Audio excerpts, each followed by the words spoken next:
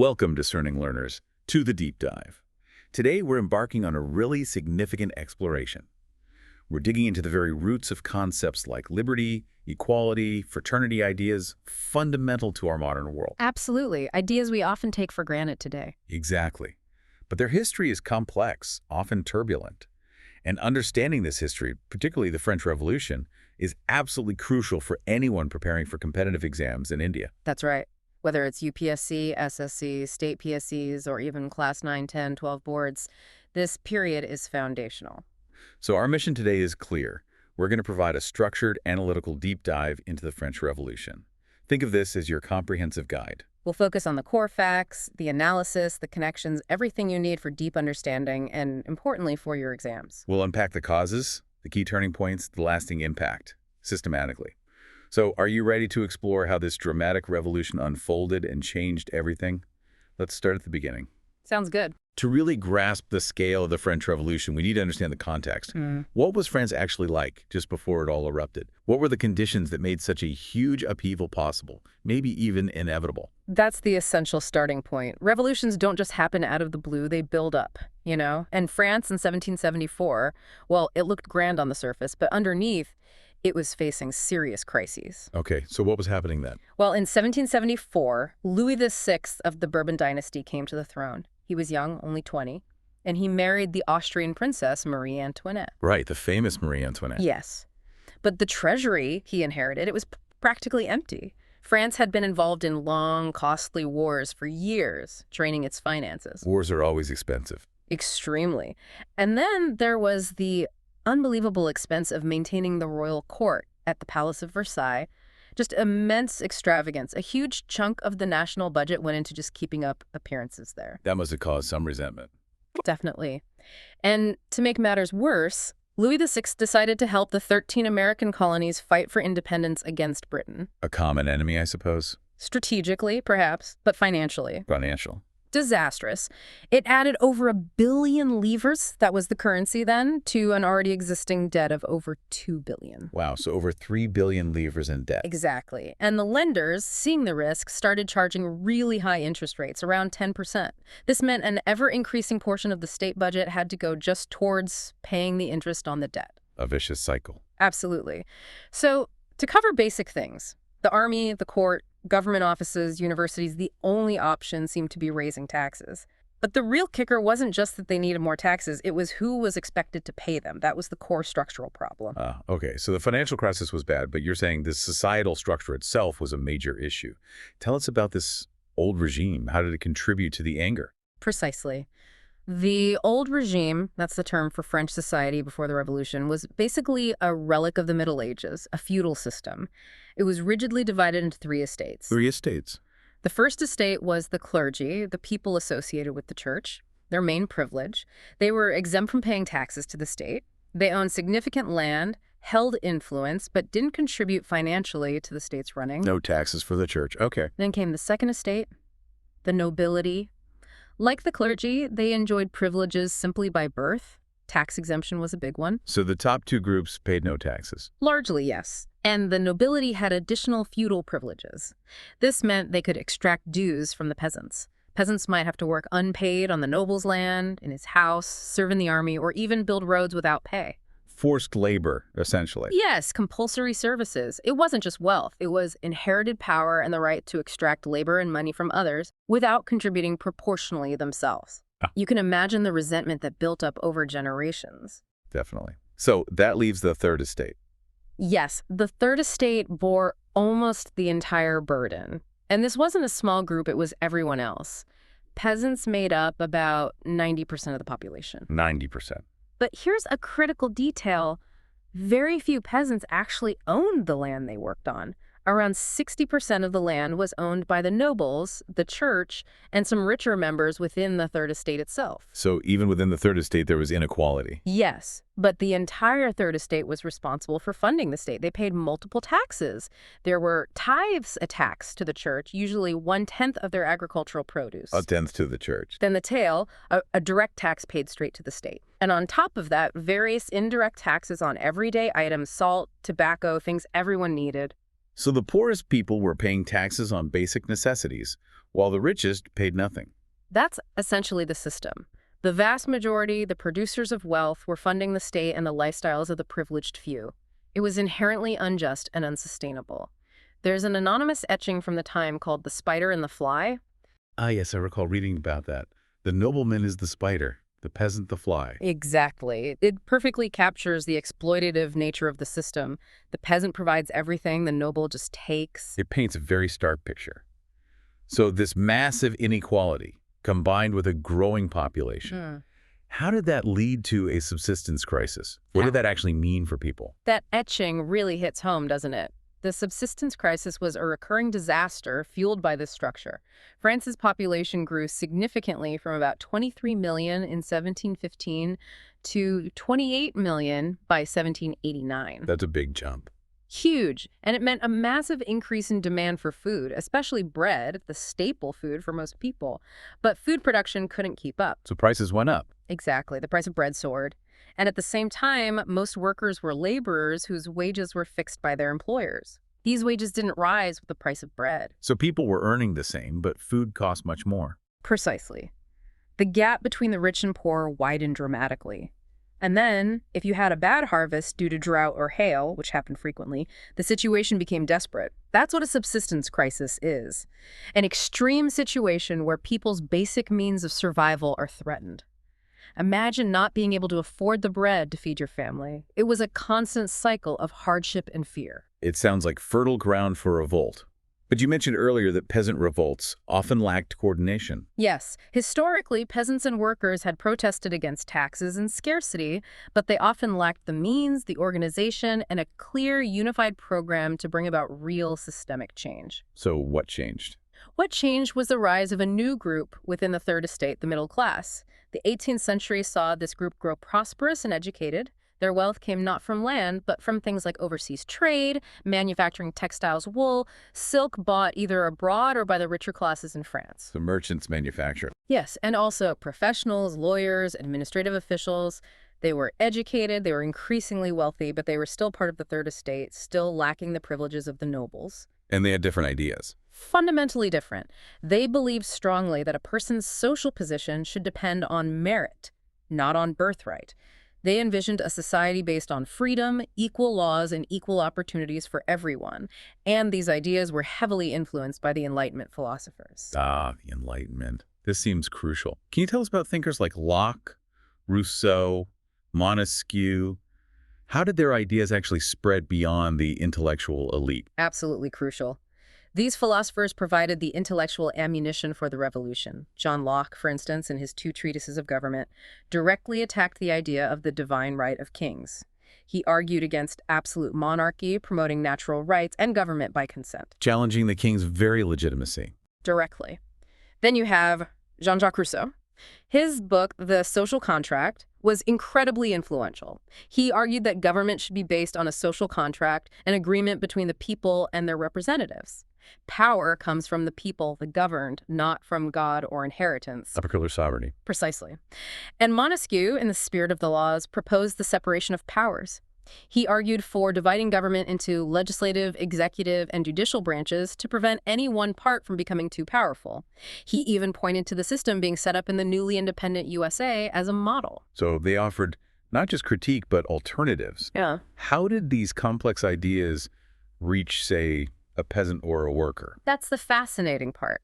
These ideas weren't just discussed in elite salons. They spread through coffee houses, books, pamphlets, newspapers, which were becoming more common. And crucially, for those who couldn't read. Which must have been many people. A great many.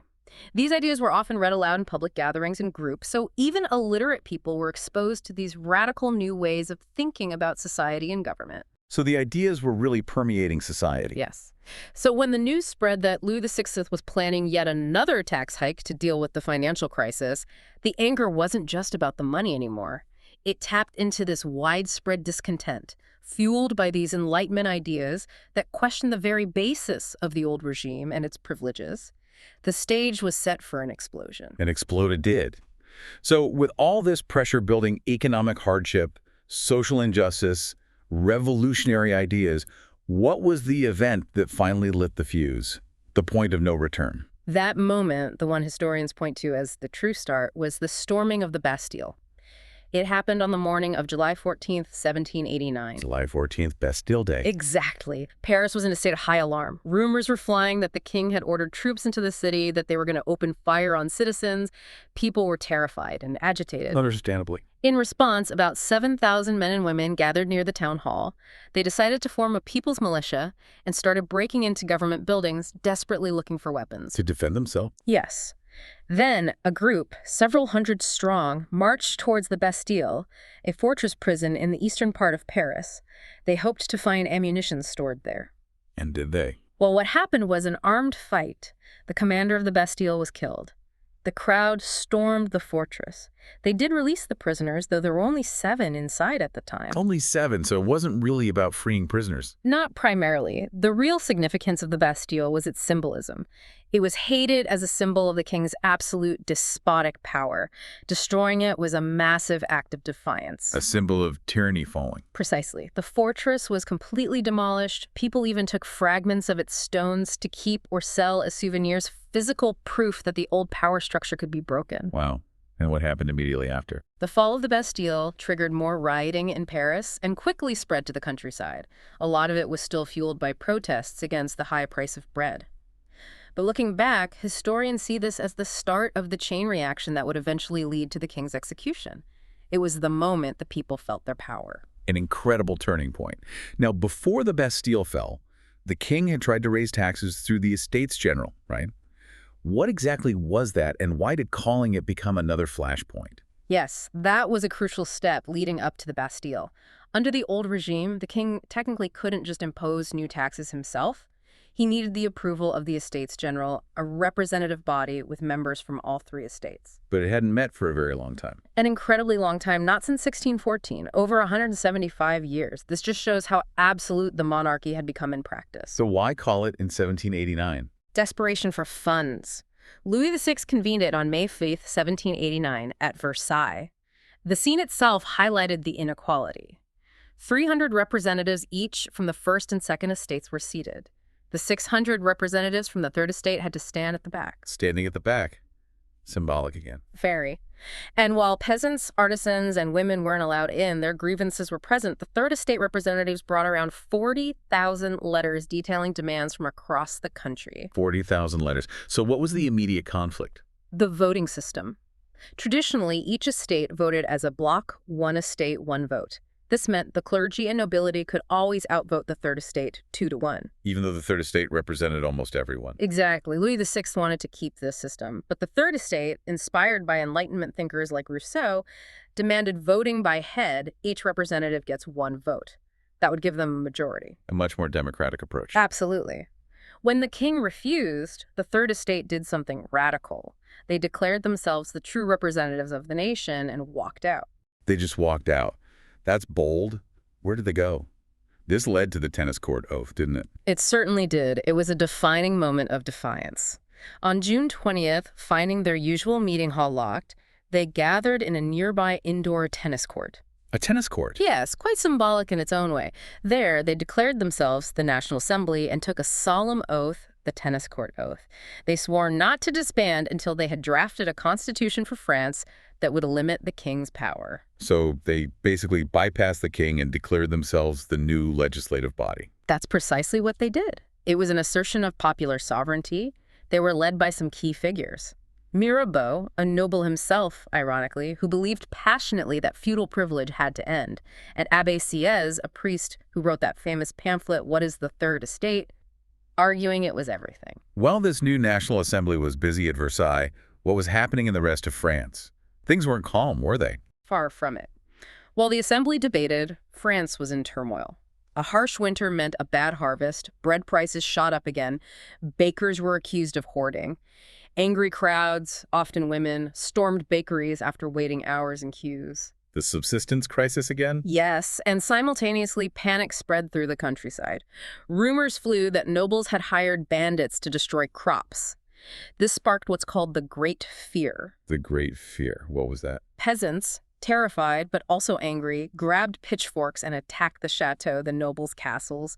They looted grain, and importantly, they burned documents that recorded their feudal dues, effectively erasing their obligations. Destroying the records of their servitude. Exactly. This widespread chaos and violence panicked the nobility. Many fled the country altogether. So the king was facing pressure from the assembly and chaos in the countryside. Immense pressure from all sides. Faced with this massive revolt, Louis XVI finally had to give in. He officially recognized the National Assembly and agreed that his powers would be limited by a constitution. A huge concession. Monumental. And then, on the night of August 4th, 1789, the National Assembly passed a series of decrees that effectively dismantled the old regime overnight. August 4th. What did they decree? They abolished the entire feudal system, all the obligations, the dues, the special privileges. The clergy also lost their privileges, tithes were abolished, and crucially, church lands were confiscated by the state. Confiscated church lands. That must have been significant. Hugely significant. It brought the government assets worth around 2 billion livres. It was a massive transfer of wealth and power and a fundamental break from the past. These acts really set the stage for creating a whole new structure for France. So feudalism abolished, the king agreeing to limits.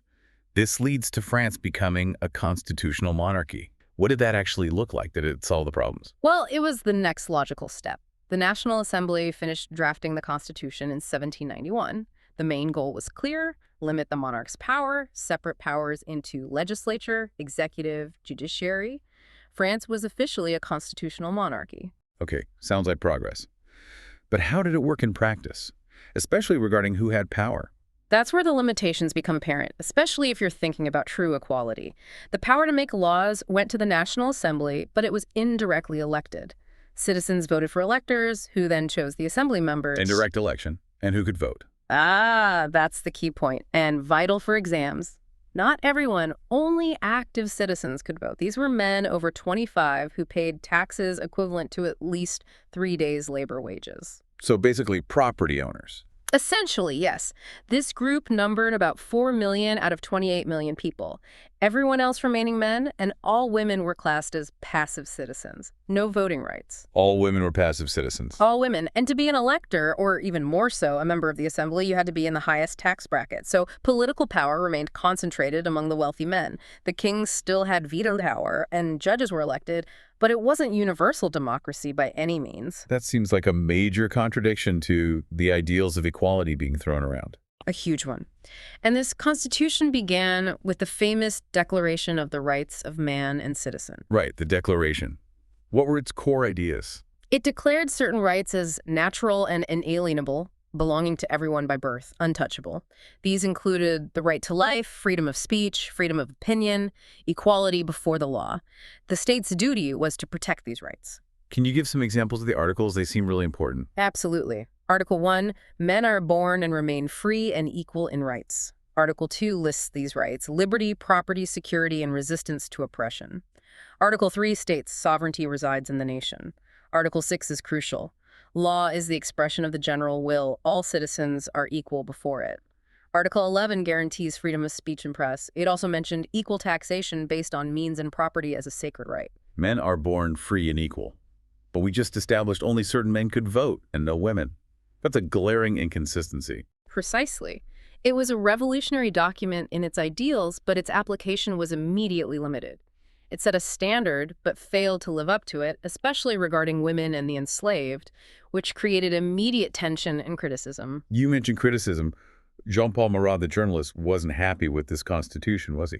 Not at all. Marat, in his paper L'Ami du Peuple, The Friend of the People, was scathing. He argued the Constitution gave power only to the rich. He famously wrote that the plight of the poor wouldn't be solved peacefully, and that once they threw off the yoke of the aristocrats, they'd do the same to the wealthy. So he was already predicting further conflict, even against the new elite. Yes, he saw the inherent class conflict that the 1791 Constitution didn't resolve, but perhaps even cemented.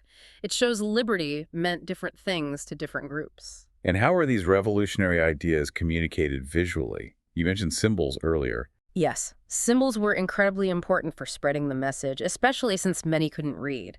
Things like the broken chain signifying freedom from bondage, the bundle of rods or fasces showing strength and unity. Right, one rod breaks easily, but a bundle is strong. Exactly.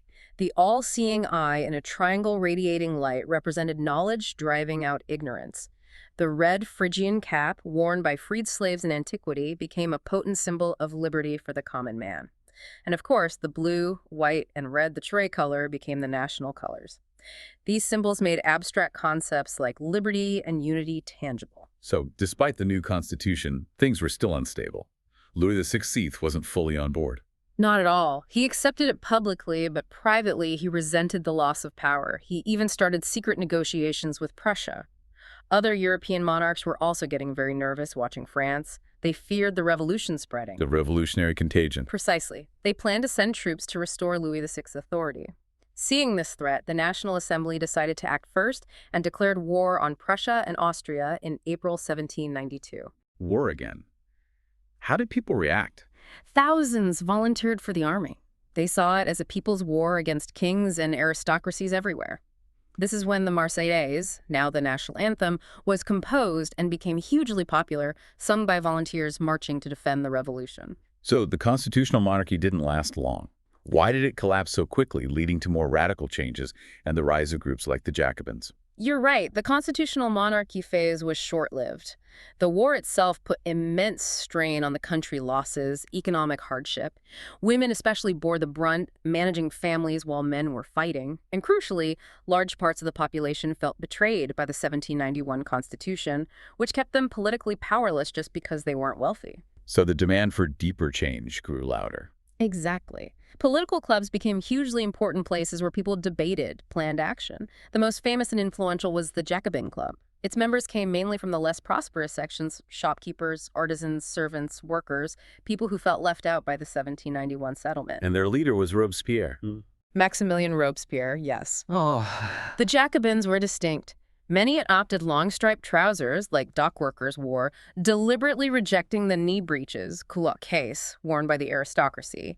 They became known as the sans-culottes, literally those without knee breeches. A fashion statement with political meaning. A very powerful one. It symbolized the rejection of aristocratic power. The men wore the red liberty cap too, though women weren't permitted to. Still excluding women. So what did the Jacobins do? Fueled by anger over continuing food shortages and high prices, the Jacobins planned an insurrection in the summer of 1792. On August 10th, Parisians stormed the Tuileries Palace where the king was staying. They massacred his guards and imprisoned the royal family. A violent takeover. Very. Following this, the assembly suspended the monarchy and called for new elections. And this is critical. The right to vote was extended to all men aged 21 and over, regardless of wealth. Universal male suffrage. That's a huge step. A massive step towards democracy, yes, though still excluding women. This newly elected assembly was called the Convention. Its first major act on September 21st, 1792, was to formally abolish the monarchy and declare France a republic. The end of the monarchy and the king. Louis VI was tried for treason, found guilty, and executed by guillotine in January 1793. Marie Antoinette followed him a few months later. The republic was born in blood. Declaring a republic and executing the king. This leads directly into the Reign of Terror, doesn't it? What defined this period, and how could Robespierre justify such extreme measures? It seems like the opposite of liberty. It's one of the most debated and darkest periods, running from 1793 to 1794. It was essentially defined by Robespierre's policy of using extreme state control and punishment terror to consolidate the republic and eliminate its perceived enemies. Who were considered enemies? His definition was incredibly broad. Ex-nobles, clergy, members of rival political factions, even Jacobins who questioned his methods. Anyone suspected of counter-revolutionary sentiment could be arrested, tried by revolutionary tribunals, and, if found guilty, sent to the guillotine. The guillotine became the symbol of this era. A grim symbol of swift, brutal justice. But Robespierre's government also implemented radical social and economic policies. They put price and wage controls in place, rationed food like meat and bread. Trying to enforce equality. Yes, in a very forceful way. Peasants had to sell grain at government-fixed prices. Even the type of bread was regulated: no more expensive white flour. Everyone had to eat the pain d'égalité, equality bread made from whole wheat. Equality bread. Even language changed. Yes, traditional titles like Monsieur and Madame were banned. Everyone was addressed as citoyen or citoyenne citizen. Churches were closed, sometimes turned into barracks or offices. It was an attempt to remake society, completely erase the old hierarchies. But using terror to achieve it. How did people justify this? You mentioned conflicting views. Exactly. You had people like Camille Desmoulins, a journalist who defined liberty as happiness and justice and saw the terror as senseless before he himself was executed. But Robespierre argued forcefully that terror was necessary, justice, swift, severe, and flexible, essential to protect the revolution from its enemies in a time of war. He called it virtue combined with terror, necessary for the urgent needs of the fatherland. Virtue and terror. A chilling combination. It highlights the dangerous path revolutionaries took, where the means tragically undermine the stated ends of liberty and justice. How did the reign of terror end? Robespierre became too extreme even for his allies. His relentless pursuit of enemies created fear and paranoia within the revolutionary government itself. Eventually, his supporters turned against him, demanding moderation. He was arrested, convicted by the convention, and guillotined in July 1794. His death marked the end of the terror. So after Robespierre, what happened? Did France swing back the other way? It did swing back significantly. With the fall of the Jacobins, the wealthier middle classes who had been sidelined or persecuted during the terror regained control. They quickly drafted a new constitution.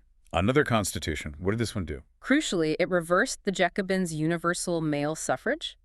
It denied the vote to men without property, bringing back wealth qualifications. Power shifted back to the propertied classes.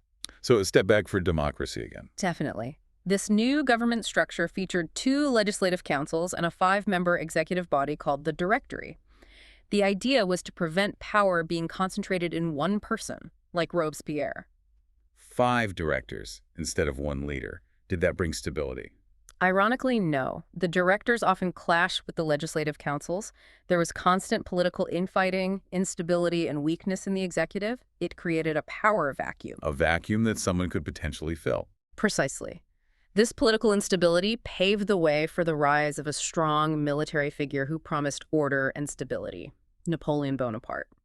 But it's important to note, as you prepare for exams, that even through all this turmoil, monarchy, republic, terror, directory, the core ideals of the revolution, liberty, equality, fraternity, remained powerful and continued to inspire movements across Europe. That's a key takeaway. The ideals persisted even when the governments failed. Let's shift focus slightly. We've talked a lot about political structures and male leaders.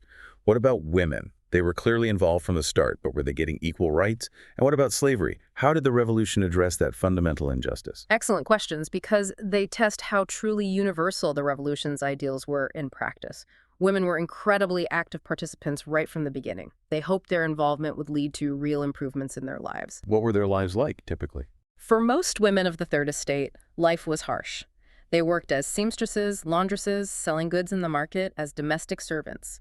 They earned less than men, lacked education or job training opportunities generally, unless from wealthy families, and bore the full burden of housework and childcare.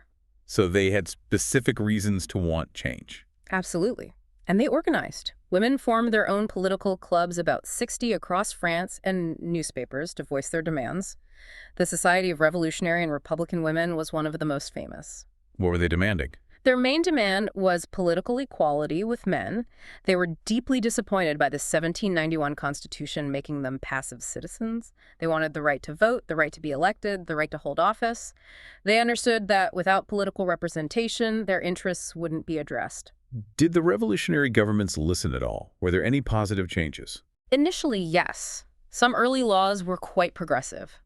State schools were set up with compulsory schooling for girls, forced marriages were banned, marriage became a civil contract, and divorce was legalized for both men and women. Women gained some new opportunities in work and business. So, some progress. But then came the reign of terror. Exactly. During the terror, the Jacobin government, paradoxically, cracked down hard on women's rights. Women's clubs were closed by law, their political activities banned, many prominent female activists were arrested, and tragically, some were executed. Executed. Like Olympe de Gouges, she seems like a key figure. Olympe de Gouges is critically important. She was fiercely political and directly challenged the exclusion of women. When the Declaration of the Rights of Man and Citizen came out, she wrote her own version in 1791, the Declaration of the Rights of Woman and Citizen. A declaration for women. What did it say? It mirrored the original but explicitly included women. Article 1. Woman is born free and remains equal to man in rights. It demanded equal rights in liberty, property, security, resistance to oppression, participation in lawmaking, access to public office based on talent, not gender. She addressed it directly to the Queen and the National Assembly. That was incredibly brave. What happened to her? She criticized the Jacobin government for closing women's clubs, was tried for treason, and executed in 1793, a true martyr for women's rights. Her declaration sounds powerful, but clearly there was strong resistance. Immense resistance, even from revolutionaries. The Jacobin politician Chaumette, for example, argued that nature itself gave domestic duties to women and political duties to men. He called women activists shameless for wanting to be like men. It shows the deep-rooted patriarchy they were up against. So the fight for women's suffrage continued long after the revolution. For centuries, French women only got the vote in 1946. It underscores how revolutionary ideals were applied selectively. A very selective revolution in that sense. What about slavery? That seems like another massive contradiction. It absolutely was. The abolition of slavery, though eventually reversed and then reinstated later, was one of the most radical social reforms associated with the revolution, particularly under the Jacobins. Why was slavery so important to France? Economically crucial. French colonies in the Caribbean, Martinique, Guadeloupe, San Domingo, produced hugely valuable goods like sugar, coffee, indigo, tobacco, mainly for the European market. And this relied on slave labor. Entirely. Europeans wouldn't work there, so there was a labor shortage. This was met by the triangular slave trade operating since the 17th century. Can you describe that trade? It sounds horrific. It was brutal. French merchants, often from ports like Bordeaux and Nantes, sailed to Africa. They bought enslaved people from local chiefs, branded them, shackled them, and packed them tightly onto ships for the horrific 3-month voyage across the Atlantic in the Middle Passage. Millions suffered and died. Those who survived were sold to plantation owners in the Caribbean. And this trade made French ports wealthy. Immensely wealthy. Bordeaux and Nantes owed their prosperity largely to the slave trade and the goods produced by enslaved labor. Was there much opposition to this in France before the revolution? Surprisingly little public criticism. The economic interests were too powerful. The National Assembly debated extending rights to colonies but feared angering the businessmen who depended on slavery, so they passed no laws against it initially. So who did abolish it first? It was the convention, the assembly elected after the monarchy fell, dominated by the Jacobins. In 1794, they passed a law freeing all slaves in French colonies, a landmark decision. But you said it was reversed. Yes, tragically. It only lasted 10 years. Napoleon came to power and reintroduced slavery in 1802, largely for economic reasons. Plantation owners actually argued their freedom included the right to enslave others for profit, a chilling perversion of revolutionary ideals. When was slavery finally abolished for good in French colonies? Not until 1848. So, like women's rights, the path to abolishing slavery was long and marked by setbacks, exposing the deep contradictions within the revolution itself. It's clear the revolution touched everything, from politics to personal rights, often unevenly. How did it change everyday life more broadly? Things like culture, communication, and what is its ultimate legacy? It aimed for deep transformation. Revolutionary governments passed laws trying to weave liberty and equality into daily life, affecting clothes, language, what people read. How so? A huge change was the abolition of censorship right after the Bastille fell in 1789. Before that, the king's censors had to approve everything published or performed. So strict control. Very strict. But the Declaration proclaimed freedom of speech and expression. Suddenly, censorship was gone. What was the effect? An explosion of information. Newspapers, pamphlets, books, printed images flooded French towns and spread to the countryside, discussing all the changes. Freedom of the press meant opposing views could be aired, leading to vibrant public debate. So ideas spread much faster. Much faster and wider. And it wasn't just print. Plays, songs, public festivals. These became ways for large numbers of people, even the illiterate, to engage with ideas like liberty and justice, concepts previously discussed mainly by educated elites. It brought abstract ideals into public consciousness. And the final chapter of this revolutionary period leads to Napoleon. Okay. Napoleon Bonaparte rose through the chaos of the Directory, eventually crowning himself emperor in 1804. He set out to conquer much of Europe, installing his family members as rulers. Did he see himself as continuing the revolution? In a way, he saw himself as a modernizer. He introduced significant legal reforms based on revolutionary principles, protection of private property, a uniform system of weights and measures, the decimal system. Many of these laws had a lasting impact across Europe. But he wasn't seen as a liberator everywhere. Initially, perhaps, by some who wanted an end to old feudal systems. But soon, his armies were seen as invaders imposing French rule.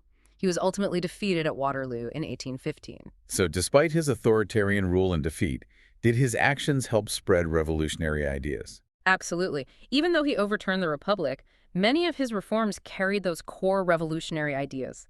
Liberty, modern laws, efficiency across Europe, leaving a lasting impact long after his empire collapsed. What would you say is the single most important legacy of the French Revolution? Without doubt, the ideas of liberty and democratic rights. These spread from France across Europe in the 19th century, fueling movements to abolish feudalism and establish more representative governments. And beyond Europe? Yes, crucially, colonized peoples adapted the idea of freedom from oppression to their own struggles for independence, creating sovereign nation-states. The language of the revolution resonated globally. Did it have any direct influence in India? It did. Figures like Tipu Sultan in Mysore and the great social reformer Raja Rammohun Roy were known to be inspired by the events and ideas from France. Rammohun Roy was apparently deeply moved by the revolution and later the July Revolution of 1830. There's an anecdote about him insisting on visiting French ships flying the revolutionary flag even when injured. It shows the reach of these ideals. That's fascinating. So to wrap up, the revolution championed universal rights, but its path was full of contradictions excluding women. The back and forth on slavery. What final thoughts should we leave our listeners with, especially those studying this complex period? Perhaps this. The French Revolution starkly reveals the gap that often exists between aspirational ideals and their practical, often flawed implementation. How do societies bridge that gap? What does this historical struggle teach us about our own contemporary pursuit of genuine equality and justice?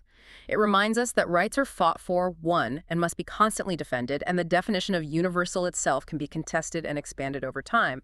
It's a lesson in the ongoing, complex nature of progress. An incredible journey indeed, through a period that truly shaped the modern world. We've gone from the deep injustices of the old regime, witnessed the birth of revolutionary ideals, traced the turbulent path to a republic and beyond, and explored its lasting global impact. A whirlwind, but covering the essentials. Absolutely. And for all of you preparing for exams, UPSC, SSC, state PSCs, boards, remember that understanding this isn't just about facts and dates. It's about grasping the evolution of political thought, the dynamics of social change, and the complex struggle for rights that continues today. This deep dive hopefully gives you that critical context. Review the key terms, the timelines, the core arguments we discussed. That will really help solidify your understanding. Definitely. Thank you for joining us on this deep dive. Stay tuned for more exam-ready insights. In this deep dive, we covered the following topics: the backdrop of French society under the old regime, the causes and key events leading to the storming of the Bastille, the establishment of the constitutional monarchy and its limitations, the rise of the Jacobins and the Reign of Terror, the Directory, the critical role and struggles of women in the Revolution, the abolition of slavery, the impact of the Revolution on everyday life, and finally, the enduring legacy of the French Revolution and its influence on global movements, including those in India.